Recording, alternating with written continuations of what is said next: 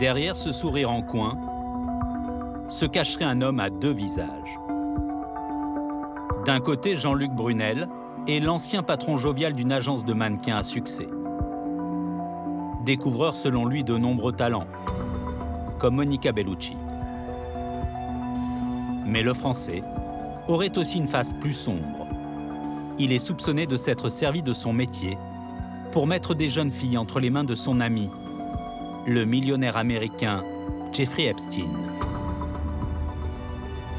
Jean-Luc Brunel est peut-être l'homme clé d'un des plus grands scandales sexuels internationaux, qui aurait démarré dans les années 90 jusqu'à nos jours. Seulement depuis quelques semaines, l'homme qui a aujourd'hui 74 ans est introuvable. Ces photos prises lors d'une fête très sélecte sont les dernières traces de son passage à Paris. Coïncidence, c'était la veille de l'arrestation de Jeffrey Epstein. Le 6 juillet dernier, le magnat américain de la finance est interpellé à la descente de son jet privé. Il est inculpé de trafic de mineurs, il risque 45 ans de prison. Pourtant, sur les photos de son arrestation, le millionnaire semble ne craindre personne. Ce n'est pas loin d'être vrai. Il compte parmi ses amis des hommes puissants, comme Bill Clinton, mais aussi Donald Trump. On les voit rire ensemble sur cette vidéo. Seulement, ils ne peuvent rien pour lui cette fois-ci. L'affaire est énorme. Quel est votre nom, s'il vous plaît? Jeffrey Epstein. L'enquête des policiers a mis au jour le réseau qui le fournit en très jeunes femmes, presque partout dans le monde. Comment fonctionnait son organisation tentaculaire? Pourquoi Jeffrey Epstein a-t-il pu sévir pendant toutes ces années sans être inquiété? Et surtout, quel était le pacte qui le liait au Français Jean-Luc Brunel?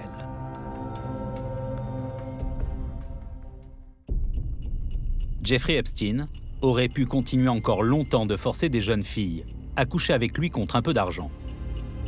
Si Virginia Roberts n'avait pas trouvé la force de parler 20 ans après ce qu'il lui a fait subir. Il a fallu que je sois maman et que je regarde ma fille, belle et innocente, pour arriver à parler. Il faut que je dise la vérité sur cette affaire. À 15 ans, Virginia Roberts travaille comme serveuse au Mar-a-Lago, un club appartenant à Donald Trump, un ami de Jeffrey Epstein. Epstein remarque aussitôt cette jeune fille fragile qui rêve de devenir mannequin. Il lui propose un job d'assistante bien payée pour s'occuper de lui dans sa grande propriété de Palm Beach en Floride. Le piège se referme. Une fois là-bas, Virginia est prise en main par Ghislaine Maxwell, la compagne du milliardaire. Et selon Virginia, elle était un maillon important du système. Ghislaine Maxwell était chargée de convaincre les filles de passer à l'acte. L'entraînement a commencé immédiatement. Tout tournait autour de comment tu fais une fellation. Tiens-toi tranquille, sois servile, donne à Jeffrey ce qu'il veut. L'entraînement était donné la plupart du temps par Ghislaine elle-même. Et quand ça vient d'une femme, c'est étrange. D'après Virginia, son éducation sexuelle se passait dans une pièce spéciale. Lorsque la villa de Palm Beach est perquisitionnée, les policiers découvrent dans la chambre d'Epstein une porte. Elle mène à des douches et une salle avec des dessins érotiques au mur. Il y a aussi une table de massage pliante derrière. C'est ici que le millionnaire se livrait aux pires atrocités. En France, une femme a bien connu la maison de Palm Beach. Elle n'avait jamais parlé auparavant. Hermine de Clermont-Tonnerre est princesse, jet-setteuse et artiste. Au milieu des années 90, Hermine de Clermont-Tonnerre était une amie de la maîtresse de Jeffrey Epstein. Et selon elle, Ghislaine Maxwell aurait tenté de la jeter dans les bras du millionnaire en inventant un prétexte pour la faire venir en Floride. Il m'avait fait venir à Palm Beach pour faire la déco de sa maison. Et maintenant que j'entends l'histoire, je pense que c'était pas pour la déco de la maison qui m'a fait venir. Je pense que c'était plutôt pour, comment dirais-je, mes formes. Hermine de Clermont-Tonnerre a 30 ans à l'époque. Elle passe toute une semaine dans la maison de Palm Beach. Sa force de caractère l'empêche de tomber dans le piège tendu par le couple, car elle a vite compris leur mode de fonctionnement. Waouh! C'est Jeffrey qui a tous les pouvoirs. Hein. Guylaine, c'est le petit chien qui obéit. C'est aussi simple que ça. Il m'avait proposé de venir jouer au golf avec lui. Et comme il n'y avait pas Guylaine déjà, et puis j'aime pas le golf, mais j'aurais pu le faire gentiment pour l'accompagner. Mais j'avais quand même un petit peu compris que c'était pas anodin. C'est-à-dire ? Oh, j'aurais dû me dépatouiller quand même. Que c'est pas quelqu'un qui j'irais qui vous fait juste les yeux doux. Si on avait été à la petite voiturette, tu aurais une main sur la cuisse, tu aurais une... On le sent, on le voit. Et Guylaine, qu'est-ce qu'elle disait pendant ce temps-là ? Pendant Parce que ce c'est temps-là, sa petite amie quand même. Pendant ce temps-là, Guylaine, on a l'impression qu'elle est d'accord, qu'elle lui amène le gibier.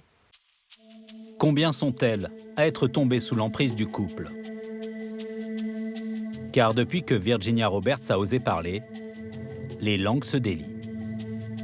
Des dizaines de témoignages, des victimes bien sûr, mais aussi des recruteuses, comme Courtney Wild. Elle était payée $200 pour chaque jeune fille qu'elle ramenait. J'avais 16 ans. Je lui ai apporté environ 75 filles, toutes âgées de 14, 15, 16 ans. Des filles qui étaient en 4e, en 3e. Je les recrutais à l'occasion des fêtes, des soirées entre collégiens. Jennifer Arrows, elle, a été victime d'une recruteuse comme Courtney. Elle n'avait que 15 ans. Il m'a violée. Il m'a violée brutalement. Il savait parfaitement ce qu'il faisait. Et je pense qu'il s'en moque. Ce qui est le plus difficile pour moi, c'est de me dire que si j'avais eu le courage de parler avant, d'autres jeunes filles auraient pu être épargnées.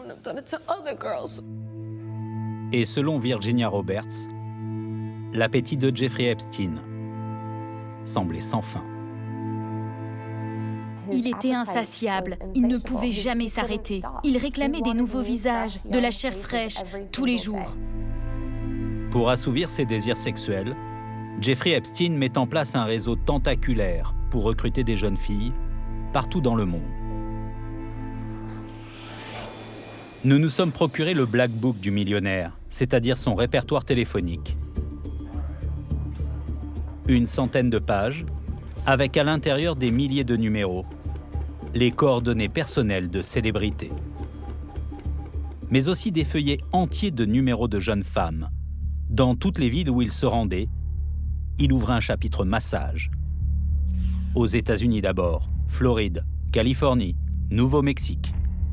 Mais aussi en Europe, en Angleterre, en Islande et même à Paris. L'homme d'affaires aimait du reste particulièrement la France. Il y possédait un luxueux appartement dans une des rues les plus huppées de la capitale, au 22 avenue Foch. Il est le propriétaire d'un bien de plus de 2000 mètres carrés, estimé à plus de 8 millions d'euros. L'année dernière, il y est venu une dizaine de fois. Nous nous sommes rendus à cette adresse en caméra discrète. La concierge de la résidence conteste qu'il ait pu commettre de tels crimes.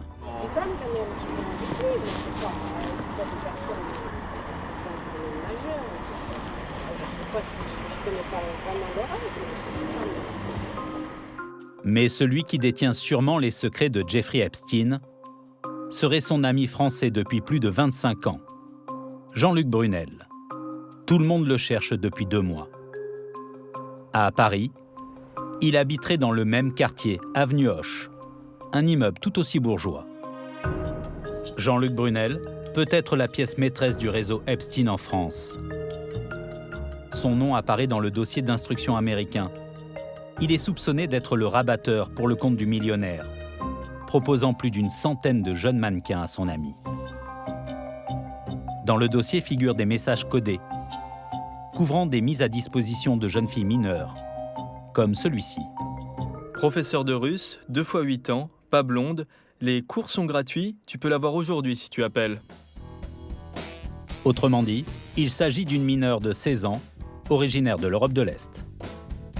Ce n'est pas un hasard si Jean-Luc Brunel est accusé d'être le rabatteur pour satisfaire l'appétit sexuel d'Epstein. Bien placé à la tête de son agence de mannequins, il pourrait avoir exercé un chantage professionnel sur des jeunes femmes rêvant de gloire et de podium. C'est ce que rapporte l'une de ses anciennes top modèles. C'est un milieu malveillant. Vous n'êtes bonne qu'à suivre un homme qui veut vous emmener dans son lit. Il joue les entremetteurs. Il possède une agence et des filles. Ses amis lui disent « Hé, Jean-Luc, tu peux ramener des filles à la soirée ?» Et il vient avec des filles. Et si vous refusez? Vous ne travaillez plus. Jean-Luc Brunel a toujours nié de tels comportements. Mais sa réputation est faite dans le milieu de la mode. À New York, nous avons rencontré Michael Gross, journaliste, écrivain américain. En 1995, il est l'auteur d'une enquête explosive sur le mannequinat. À l'époque, il avait même pu interviewer Jean-Luc Brunel. J'ai ressenti que Brunel franchissait régulièrement la ligne rouge entre ses attitudes douteuses et son comportement probablement illégal. Ma première impression est qu'il était suffisant. Et il clamait son innocence tout en se targuant de ne pas l'être. Non, je ne touche pas les filles de mon agence. Et alors, si je sors avec une de mes filles, qu'est-ce que ça peut faire? Il avait ce genre d'attitude. Jean-Luc Brunel disait avoir le pouvoir de faire et de défaire une carrière. Était-ce le succès contre des faveurs sexuelles? Nous avons contacté Zoé Brock, une mannequin néo-zélandaise. Elle dit être une victime du système Brunel. En 1991, elle est embauchée par l'agence Karine, l'agence de Jean-Luc Brunel, à Paris. Elle a alors 17 ans. À son arrivée, elle va vite comprendre la personnalité de son patron. C'est un porc! Tout le monde savait que c'était un porc. Moi, je savais pas. J'ai dû l'apprendre par moi-même. Mais toute l'industrie de la mode parisienne protège Jean-Luc. Zoé Brock affirme avoir décliné toutes les avances de son patron. Elle l'accuse d'avoir mis un frein à sa carrière de top modèle. De graves accusations qui n'étonnent pas Hermine de Clermont-Tonnerre. Elle connaît très bien Jean-Luc Brunel. À l'époque, la princesse jet-setteuse sortait tous les soirs. Brunel et elle fréquentaient les mêmes boîtes de nuit à la mode. Et d'après ses dires, Jean-Luc Brunel n'était pas vraiment du genre discret. Lui, il me racontait ses frasques toute la nuit, avec les potes, à baiser 4 mannequins russes, des petites jeunes mineures. Ils n'en pouvaient plus, il s'était mis de la farine plein le nez, avec un tel et un tel. Ah oui! Il vous disait ça comme ça? Mais il en parlait comme s'il disait bonjour. Il y a 2 jours, le parquet de Paris a ouvert une enquête préliminaire pour viol et agression sexuelle, notamment sur des mineurs, dans le cadre de l'affaire Epstein. 10 victimes d'actes commis sur le sol français, peut-être dans l'appartement parisien de Jeffrey Epstein, se sont manifestées. Parmi elles, 3 Françaises qui ont enfin décidé de briser l'omerta. Quant à Jeffrey Epstein, le 10 août dernier, il a été retrouvé mort dans sa cellule de la prison de Manhattan. Apparemment, un suicide. Le pervers millionnaire a ainsi échappé à son procès, emportant dans sa tombe ses derniers secrets.